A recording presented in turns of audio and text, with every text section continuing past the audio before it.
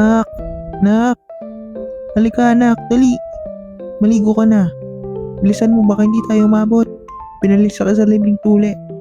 Ang sarap talaga sa feeling kapag bakasyon na, no? Pwede mo nang gawin kahit anong gusto mo. Kahit anong trip mo.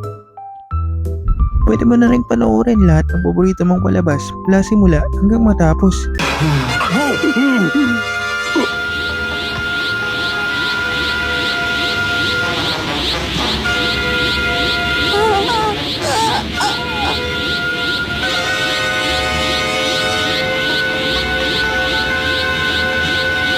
Tataba ka na rin kasi marami ka ng oras kumain. Marami ng oras kumala. At syempre, maglaro ng maglaro. Kahit anong trip mo.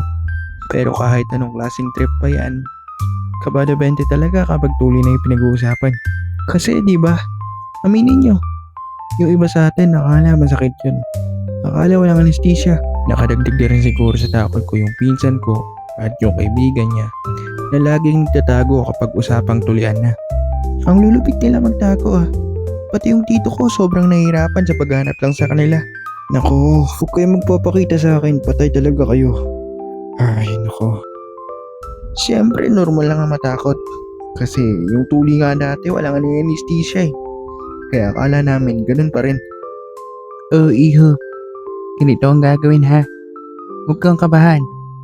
Sandali lang ito. Pagpukpok ko, tumakbo agad dun sa ilog. Pagtakbo mo sa ilog, lumangoy ka ron. Banlawan mong mabuti yung sugat mo. Tapos, nguyain mo ng nguyain yung bayabas, saka mo itapal sa sugat mo, maliwanag. Huwag munang masyadong maglalaro para gumaling ka agad, iho ha. Oh, ito na iho. Huwag kakabahan ha. Bibili lang ako ng 3. Parang kagat lang ito ng langgam. 1. Kaya siguro, lagi ako umiiyak pag dinadala na ako sa klinik eh.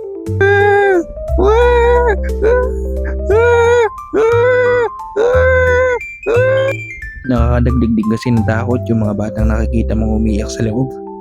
Kaya ang ending, sa private hospital na lang kami nagpatuli. Kasabay ko yung pinsan ko, mas bata yun sa akin. Mas matapang din. Yun nga, nauna na ako nagpatuli kasi mas nauna ako doon sa klinik. Habang nakahiga ako, dasal ako ng dasal. Sana hindi masakit, sana hindi masakit, sana hindi masakit. Huwag ka matakot, okay? Mabilis lang to. Parang namumutla ka ata.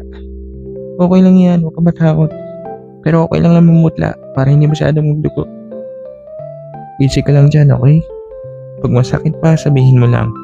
Dadagdagan natin ng anesthesia yan, okay? Oo nga, huwag ka lang kabahan.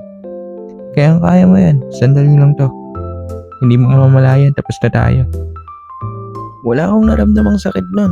At thank you Lord, nakalabas ako ng buhay. Mga 2 weeks din ako nagpagaling nun.